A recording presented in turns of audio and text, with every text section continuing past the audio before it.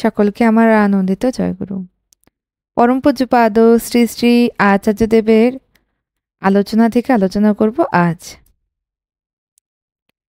প্রাতে প্রার্থনান্তে আচার্যদেব বড় নাটমণ্ডপে বসে আমাদের মধ্যে নানা আলোচনা করছেন। আজ শাশ্বতী গ্রন্থের নীতি অধ্যায়ের 493 নম্বর বাণীটি পাঠ করা হলো। বাণীটি হলো, ধুরন্ধর হওয়া ভালো, তাই বলে ধারিবাস হতে যেও না। আচার্যদেব বললেন, ধুরন্ধর মানে কেন্দ্রাভিমুখী চলন বা অবস্থা। ঠাকুরের বাণী আছে, ধুরন্ধর জেনে সে যত পাকই খাক না কেন ধুরো ছাড়ে না। যে ধারিবাস মানে দ্বন্দ্বীবৃত্তি সম্পন্ন মানুষ, যার দুটো বা একাধিক কেন্দ্র, যেমন ঠাকুরও ধরেছে আবার তাবিজ কবজও সেজেছে, দ্বিচারিতা, ডুপ্লিকেসি। অপর প্রসঙ্গে তুলে বলেন, কাল অনুপ কুণ্ড বলছে অজিত কর দা মন্দিরের কর্মী এসেছেন। অনুপকে বলছি, আমি মনে মনে ইচ্ছা করছিলাম অজিত দার আশাটা, তাই অজিত দা এসেছেন। আরও জন দুয়ের নাম করে বললেন, যখনই আমি ইচ্ছা করেছি তখনই ওদের আশাটা হয়েছে, তখনই হাজির হয়েছে। আমি যখনই ইচ্ছা করি অবিনের মায়ের আশাটা তখনই হাজির হয়েছে। এই সব দেখে আমি বুঝলাম মনের এমন শক্তি যে সে যা চাইবে তাই হবে। আমাদের যে সফলতা আসে না, তার কারণ হবে কি না হবে এই দোদুল্যমানটা। আমি ছাত্রদের পরীক্ষার ব্যাপারে এই কথাটাই তাদের মাথায় সেট করাই যে একমুখী হও, তাহলেই সফল হবে। মনের চিন্তাটাকে পরিবর্তন করতে হবে। প্রসঙ্গ তুলে বলছেন, কারো শারীরিক অসুস্থতায় আত্মীয়রা ভেঙে পড়ে। আমি তাদের বলি, এখন তুমি যদি ভেঙে পড়ো, তুমি যদি কাঁদো, তাহলে ওর হয়ে যুদ্ধটা কে করবে? আমি তাকে বলছি যে অর্জুনও এইরকম ভেঙে পড়েছিল, সে কেষ্ট ঠাকুরকে ধরে পার পেয়ে গেল। তা সত্ত্বেও সে প্রচুর ভুলভ্রান্তি করে যাচ্ছে।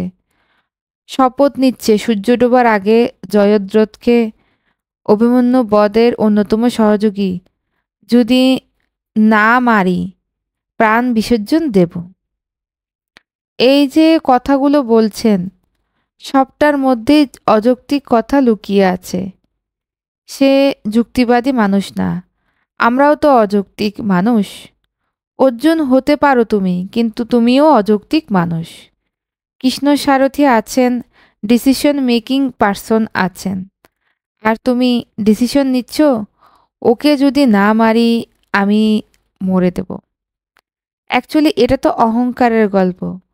তুমি থাকতে আমি ডিসিশন নেব কেন? কখন মারতে হবে না হবে তিনি বলবেন। তার মানে ল অফ আনসার্টেনটিকে চ্যালেঞ্জ করেছো।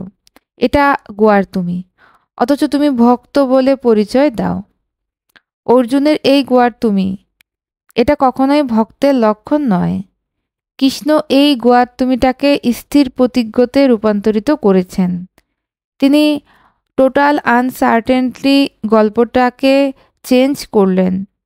এটা তিনিই একমাত্র পারেন। তিনি যুক্তি দিয়ে দেখলেন আজকে গ্রহণের যে ক্যালকুলেশনটা আছে সেটা একটা অদ্ভুত ব্যাপার। অর্জুন এই ক্যালকুলেশনটাই জানে না। সে নার্ভাস হয়ে গেছিল, পারবো কি পারবো না। অর্জুনের মধ্যে কোনোভাবে ক্লীবত্ব এসেছিল, প্রভুর দীপ্তি যেটাকে বলা হয় সেটার তার মধ্যে অবগতি হয়েছিল। তার পৌরুষ কোনোভাবে এফেক্টেড হয়ে নৃশংসক হয়ে গেছিল। ইরেকটাইল ডিফ্লেকশন হয়েছিল। সে সময় সে বিহন্নলার বেশি ছিল।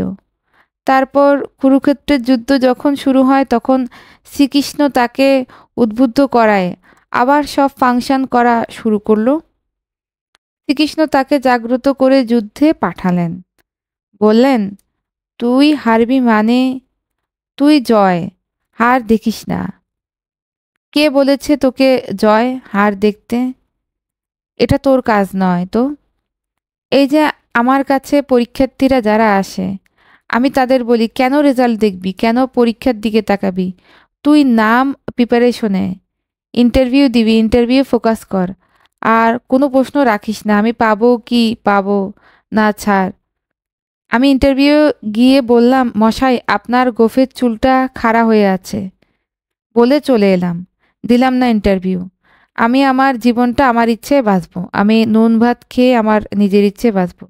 এটা তো অন্তত আমার জীবন হতে পারে। এরপর অন্য প্রসঙ্গ তুলে তিনি আমাদের প্রতি বলছেন, এই যে আমি কারোর সাথে কথা বলার সময় বলি তুই পারবি কি পারবি না এবার বল, তখন বলে পারবো। অত লোকের সামনে পারবো বলে সে এবার চেষ্টা করতে করতে পারে, আর পেরেও যায়।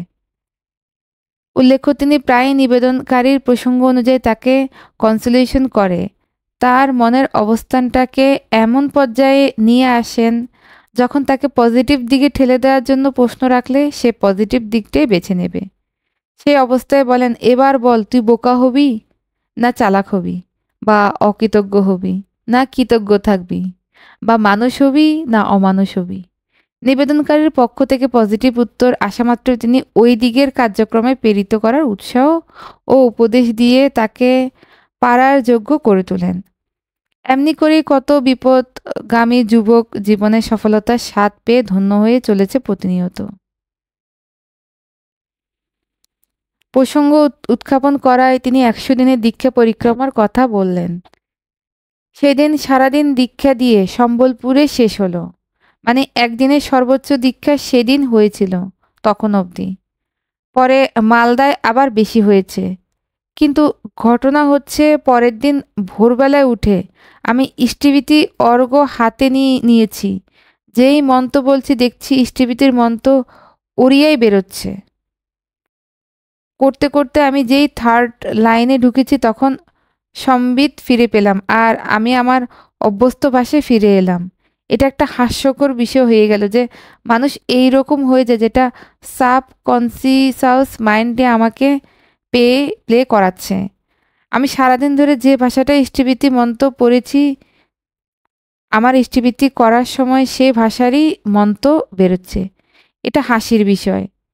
কিন্তু এটাই একটা জিনিস আছে, তা হচ্ছে ইষ্টিবৃত্তিটা আমার কাছে অনুষ্ঠান হয়ে গেছিল কি, যে আমি কনসেনসাস ছিলাম না, আমি অ্যালার্ট হইনি, আমি সাব কনসেনসাস মাইন্ডে আমার অভ্যস্ত সংস্কার ইষ্টিবৃত্তি অর্ঘটা ওঠাচ্ছে আর আমাকে মন্ত্র উচ্চারণ করাচ্ছে।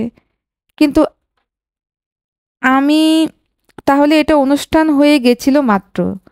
যদি অনুষ্ঠানই হয় তাহলে ইষ্টিবৃত্তির মূল যেটা ঘটনা, যেটা আমার জীবনে ইম্প্যাক্ট ফেলতো, সেটা থেকে তো আমি বঞ্চিত হচ্ছি, তাই না? সবটা আমার সাবকনসিয়াস মাইন্ড আর অভ্যস্ত কার্যক্রমের দায়ভার হয়েছে। আমার যতটা কনসিয়াস হওয়া উচিত, যতটা তীব্র হওয়া উচিত তা তো হয়নি। আজ এ পর্যন্তই পরম প্রেমময় শ্রী শ্রী ঠাকুরের আলোচনা পরম পূজ্যপাদ আচার্যদেবের মুখ থেকে শুনলাম। সকলকে আমার আনন্দিত জয়গুরু।